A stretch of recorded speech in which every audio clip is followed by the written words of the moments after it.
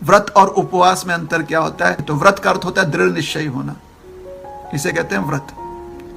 और उपवास का अर्थ होता है उप मतलब नजदीक, वास मतलब रहना, तो भगवान के पास रहना।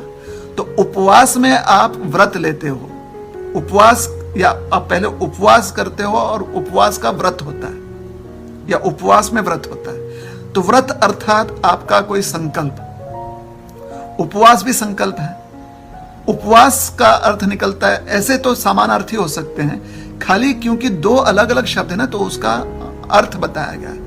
जब आप दृढ़ निश्चयी होते हो तो शब्द का प्रयोग किया जाता है व्रत। और जब आप जहां पर भगवान के निकट जाने की बात होती है, मतलब भगवान से नजदीक जाना चाहते हो, तो उसका अर्थ होता है उपवास।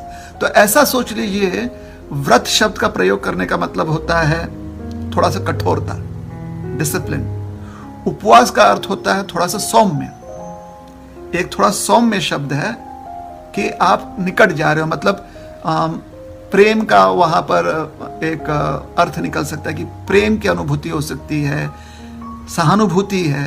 तो ये जो सारे आप कह सकते हैं फेमिनिन क्वालिटीज उपवास से संबंधित है, और जो मैस्कुलिन क्वालिटीज हैं वो व्रत से संबंधित है ना। जो शक्तिमान से संबंधित है, मतलब जहां पर व्यक्ति का जो शौर्य है तो वो व्रत, और जहां पर शक्ति अर्थात कोमलता, नाजुकता, वो है उपवास। ठीक है। तो व्रत अर्थात आप जो भी नियम का पालन करोगे, उपवास अर्थात, और नियम पालन में यह भी हो सकता है कि आज हम जो है पूरी भगवत गीता पाठ करेंगे, तो यह भी का नियम हो सकता है। तो व्रत अर्थात नियम, उपवास अर्थात सानिध्य।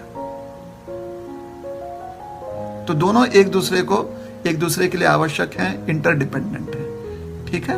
व्रत और उपवास का यह अर्थ निकलेगा।